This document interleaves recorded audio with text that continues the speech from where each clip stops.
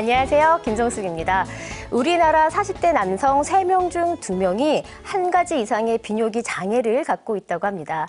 그래서 오늘 이 시간에는 중년 남성의 고민인 전립선과 관련된 질환들을 이야기해 보고자 합니다. 오늘 도움 말씀 주시기 위해서 비뇨기과 전문의 엄재드 원장님을 모셨습니다. 안녕하세요. 반갑습니다. 네, 반갑습니다. 네.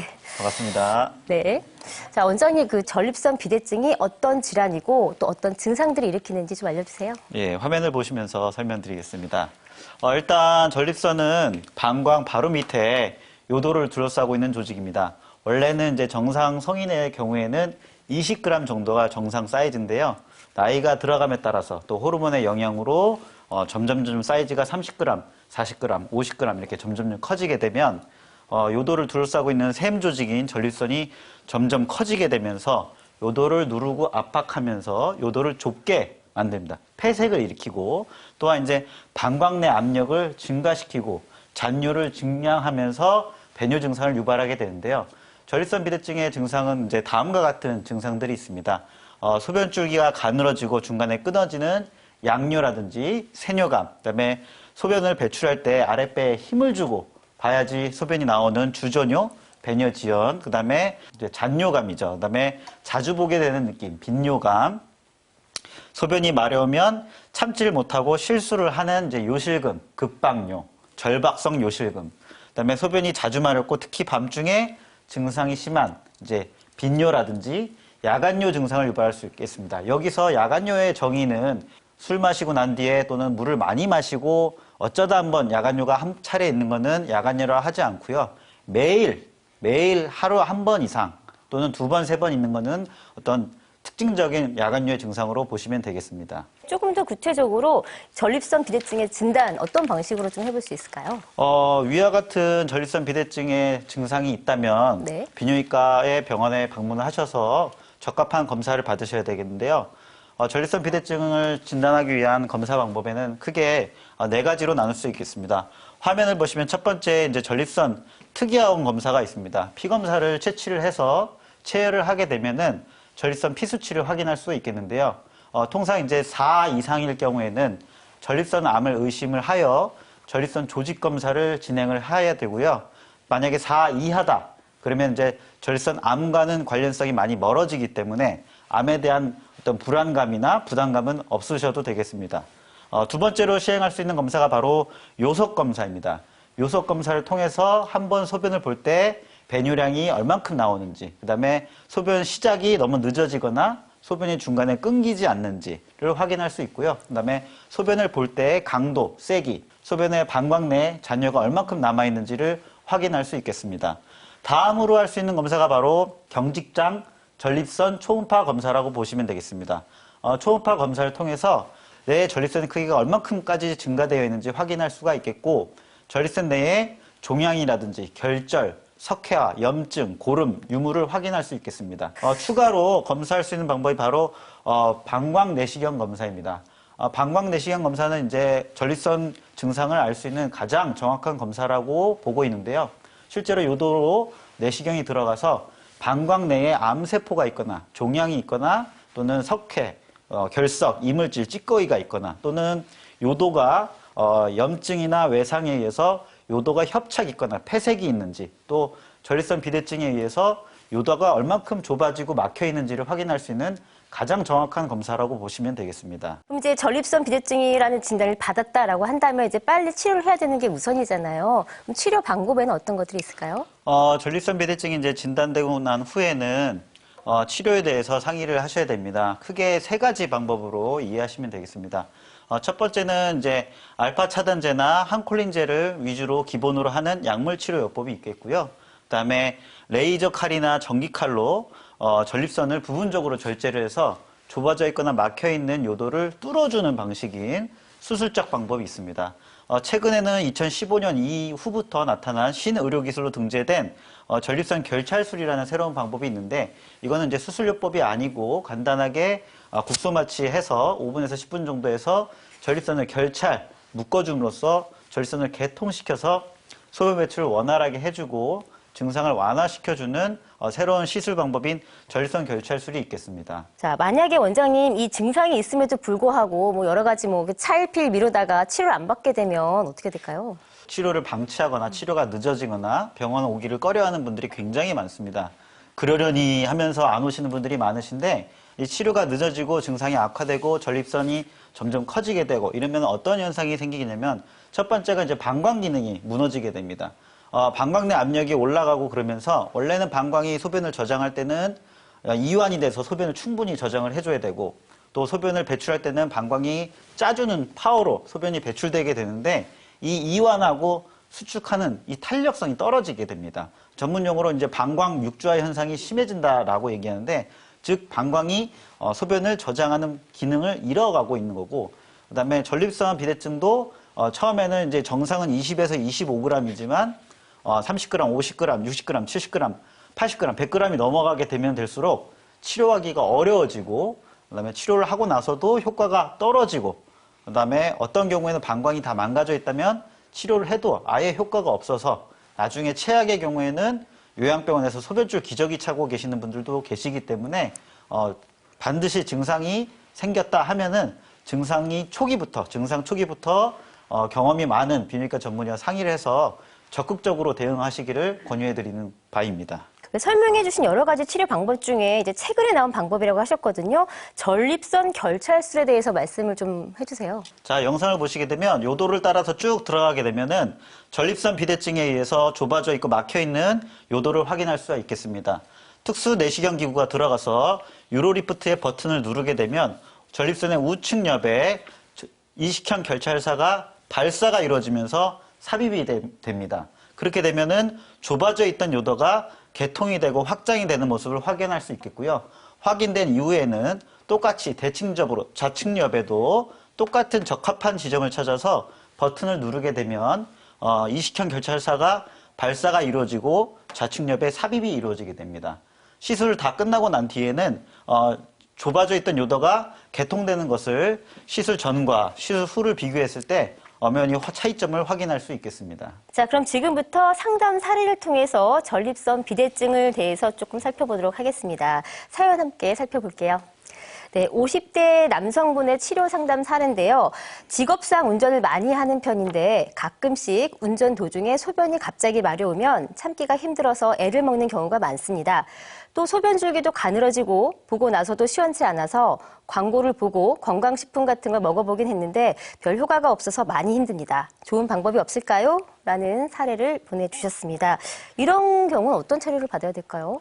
이분 같은 경우는 전립선 비대증이 많이 의심되는 상황입니다.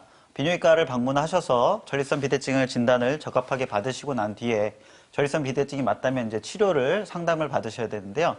이분의 환자의 상태를 다시 한번 리뷰를 해보면 50대 중반 남성이고 이제 직업상 운전을 많이 하셔야 됩니다. 근데 참기가 힘들어서 애를 먹는 경우도 있고 어떤 분들은 이제 소변이 새는 경우도 있어요. 이걸 이제 급박성 요실금, 절박성 요실금이라는 표현을 씁니다. 또한 이제 소변이 가늘게 잘 안 나오는 이제 세뇨감, 양뇨감도 호소를 하시고 건강기능식품이나 이제 비뇨기과에서 여러 가지 약을 다 복용을 하는데도 효과도 없고 증상도 점점 악화되고 지속되고 굉장히 스트레스로 고심하는 분들이 많은데요.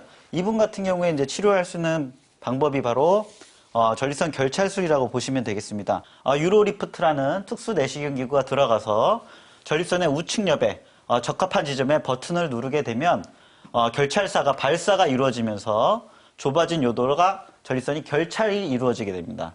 결찰이 이루어지고 난 뒤에는 좁아져 있던 요도가 개통이 확장이 되면서 소변 배출이 원활화되는 것을 확인할 수 있고 대칭적으로 좌측옆에도 똑같은 적합한 지점에 이제 버튼을 누르게 되면 이식형 결찰사가 좌측옆에도 이식이 이루어지게 됩니다.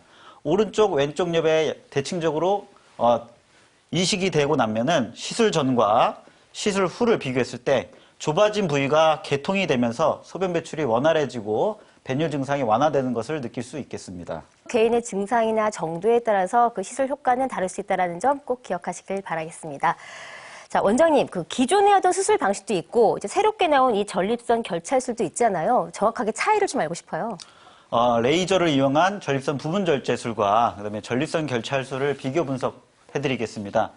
일단 전립선 부분절제술, 수술적 방법은 전신마취나 척추마취가 필요합니다. 그 다음에 전립선 결찰술은 이제 전신마취나 척추마취가 없이 국소마취로도 가능하고요. 만약에 치료에 대해서 부담감이 있거나 소리에 대해서 민감해서 불안감이 있는 분들한테는 잠깐 위내시경 하듯이 수면으로 잠깐 마취를 해서 치료하는 경우도 있겠습니다.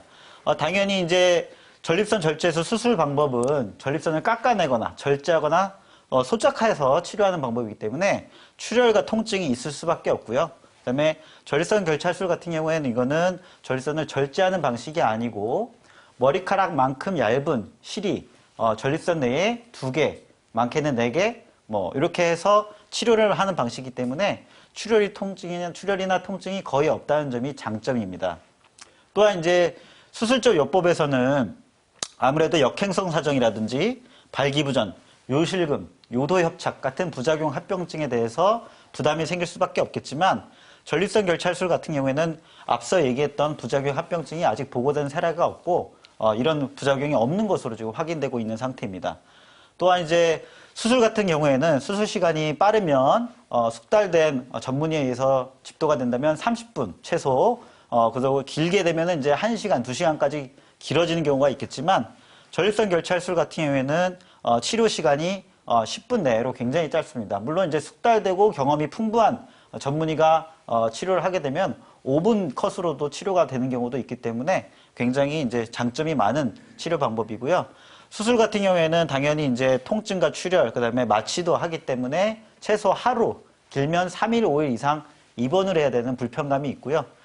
결찰술 같은 방법은 이제 시술 후 당일 퇴원하거나 입원을 하지 않는 경우도 있고, 입원을 하더라도 당일 입원해서 당일 퇴원하는 경우가 대부분이라고 볼 수 있습니다.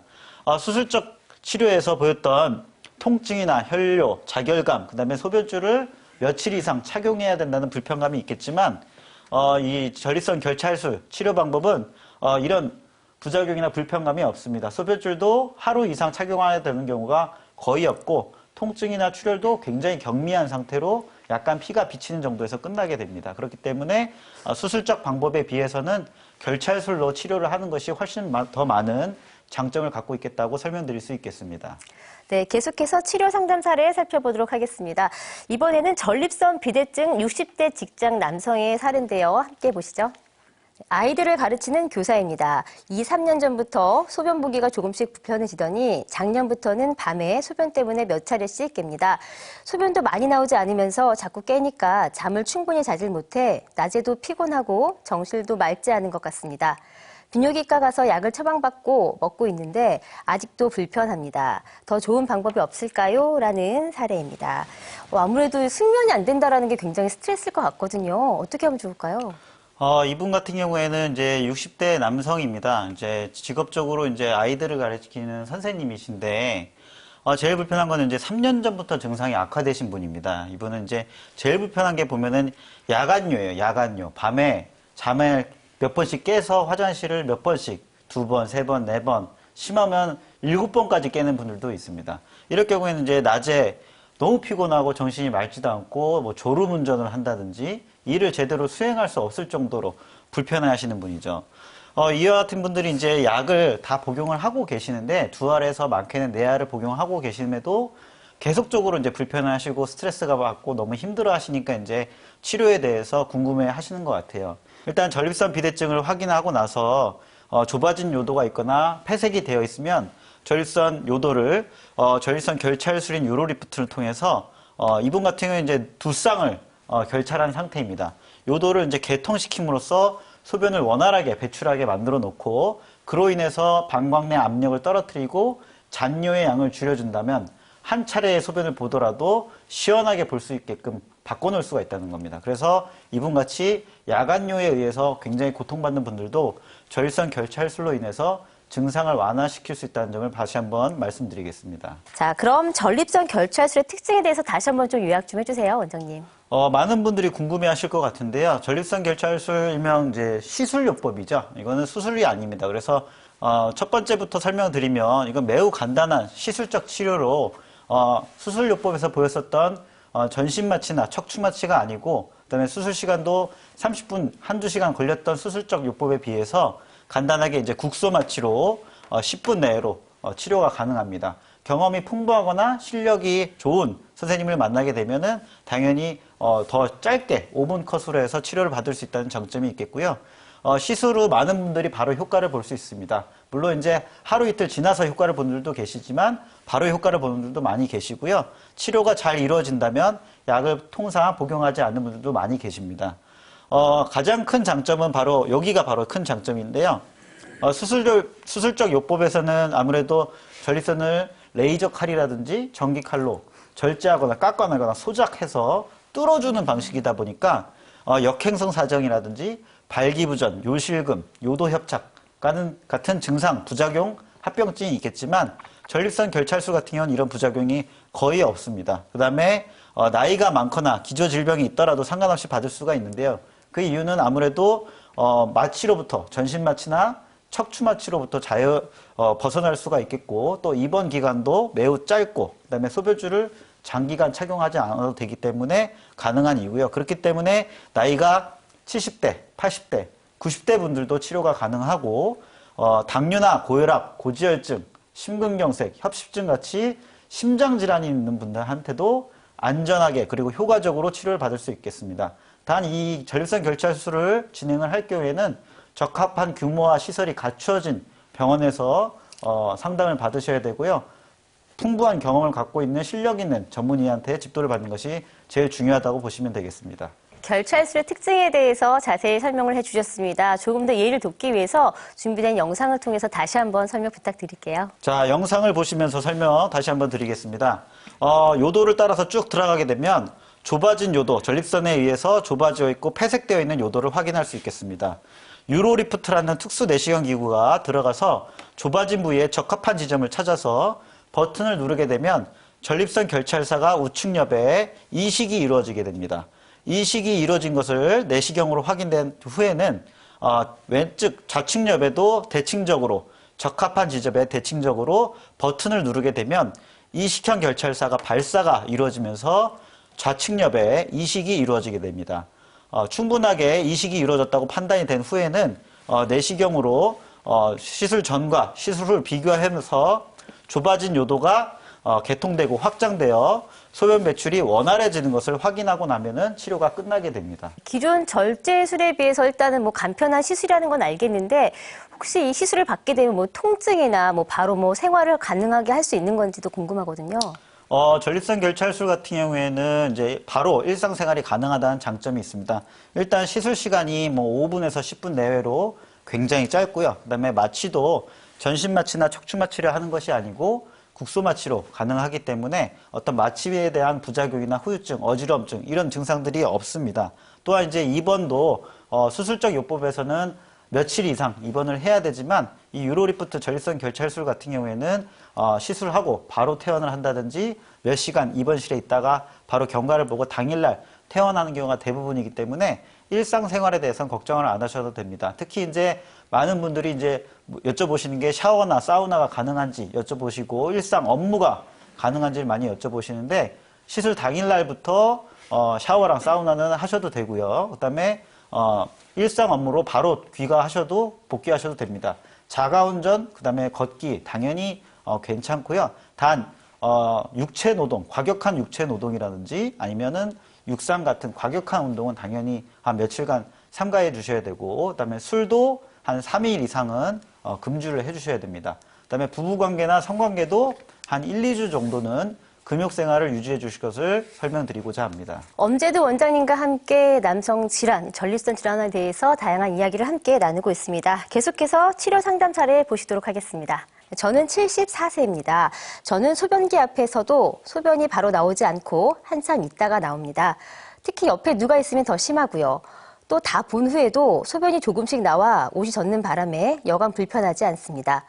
비뇨기과에 가서 약도 타서 먹고 있는데 효과가 시원치 않아 먹다 말다 하고 있습니다. 저 좋은 방법 없을까요? 이분도 뭐 소변 때문에 좀 고생을 많이 하시는 것 같은데 어떻게 좀 방법이 있을까요? 이분 같은 경우는 이제 70대 남성입니다. 네. 74세이시고요. 가장 불편한 거는 이제 공중 화장실에 가셨을 때 소변이 안 나와서 애가 타는 거죠. 다른 분들은 이제 다 소변을 보고 몇 번씩이나 2바퀴, 3바퀴 회전이 되고 있는데 나만 다시 원래 자리로 돌아가지 못하는 이제 배뇨지연, 주저뇨 현상이라고 보시면 됩니다.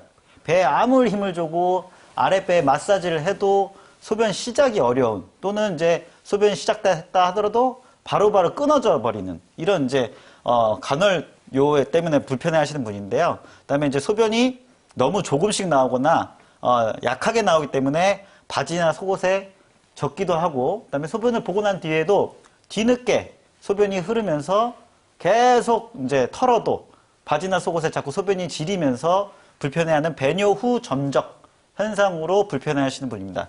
당연히 이제 비뇨기과에서 여러 가지 약을 2알에서 3알, 4알, 5알을 복용하셔도 계속적으로 불편해하시기 때문에 굉장히 스트레스가 받을 수밖에 없는데요. 이런 분들한테 필요한 게 바로 이제 정확한 검사를 통해서 전립선은 암이 아니라는 것을 확인된 후에는 전립선 비대증이 맞다면 치료가 이제 적합한지를 따져서 전립선 결찰술로 치료를 할 수 있겠습니다.